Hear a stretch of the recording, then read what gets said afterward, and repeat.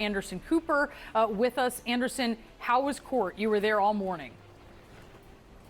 I got to say, there was a lot of boring moments early on. There was a lot of kind of meandering cross-examination, or seemingly meandering cross-examination by Todd Blanche. But the last 20 minutes of court today, right before the lunch break, it was incredible. I mean, it was, Ellie Honig on my program last night had talked about, on a cross-examination, lawyers want to kind of put the witness in build a box around the witness and then slam it shut.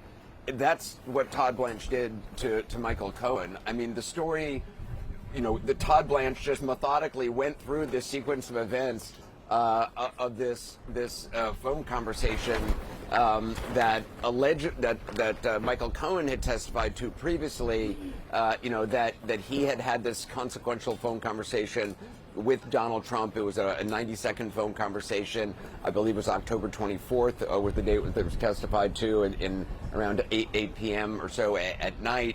But Todd Blanche on his cross-examination today looked at the transcript of text messages that Michael Cohen had received and sent before that time frame.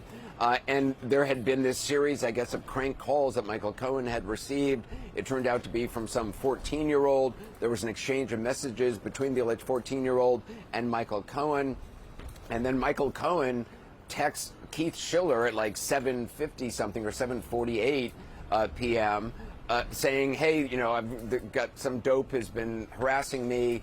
I got the person's phone number. Who can I talk to? Keith Schiller texts him back saying, call me, and Michael Cohen calls Keith Schiller. This is the conversation that previously Michael Cohen had said he was calling to speak to Donald Trump to tell him that he was going ahead with the Stormy Daniels arrangement and that Trump approved it, which was crucial to Michael Cohen's whole raison d'etre for being on the stand. He's the only person testifying to direct involvement by Donald Trump in the Stormy Daniels payments.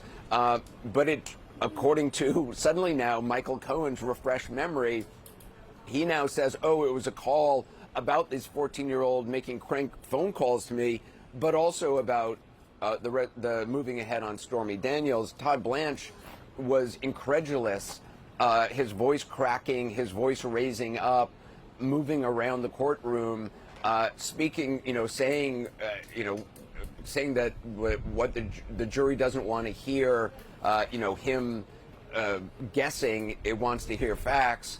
It was an extraordinary cross-examination by Todd Blanche. And, Michael Cohen's, throughout the day, Michael Cohen, when he found himself in a corner, he does have a pattern of suddenly not understanding the question that's being asked, or seemingly one could say buying time to try to figure out how he wants to answer. But he definitely suddenly starts to, have Todd Blanche repeat questions and say, I don't quite understand what you mean. I'm confused by the question.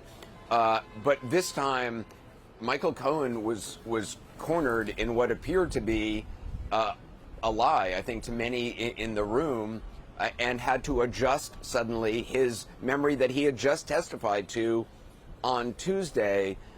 Ellie, you pointed out just right before the commercial break, if jurors don't believe Michael Cohen, how significant that might be. It is hard to, I wonder how prosecutors are going to redirect on this, because Todd Blanche also pointed out, or got Michael Cohen to admit that he had not seen these text messages in the prep by prosecutors. So he apparently had no memory of those text messages.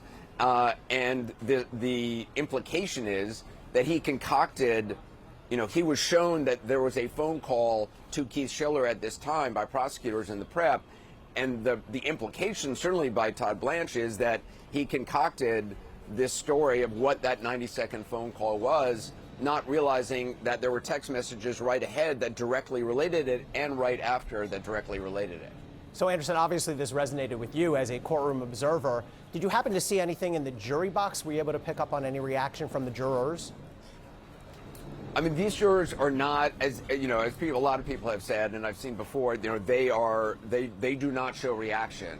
But you could tell the import of the moment, and everybody in the courtroom could tell. And if you were unaware of it, the clicking of every reporter in the room's typewriters it was like a crescendo because the drama of the moment was so clear to everybody in the room, but the jurors showed nothing on their faces, but they were watching incredibly intently.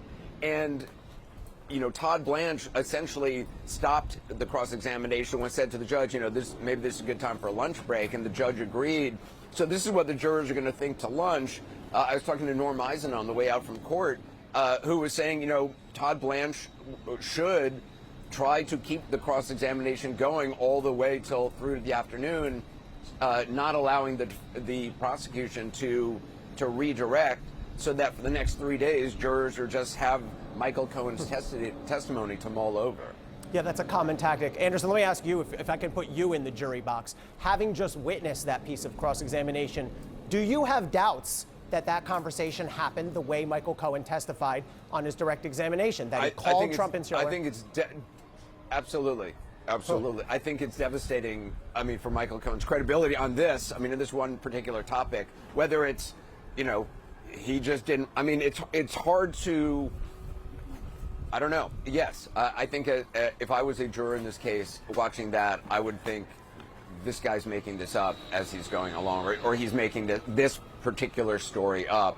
Todd Blanche was pointing out, you were testifying just on Tuesday in this court, and all morning long he's been pointing out, inconsistencies in Michael Cohen's testimony, or at least questionable aspects of Michael Cohen's testimony, but nothing that you would necessarily as a juror think, okay, that's clearly a lie. Maybe that's just he was misunderstanding, or he was bragging, or whatever. This one, Todd Blanche clearly saved this to right before the lunch break, I'm assuming, because it was just so well crafted, and just point by point walking through this story, which at first seemed, why this seems like a ridiculous story. Some 14-year-old is sending him, nasty text messages, and he's going to call Keith Schiller about it. And then you realize, you look at he showed the phone logs that the prosecutor had shown, and it's the phone call that Michael Cohen had previously talked about. I think it is severely damaging to Michael Cohen's testimony. And I know Kara Scannell is with us as well. Kara, you were there. What did you think?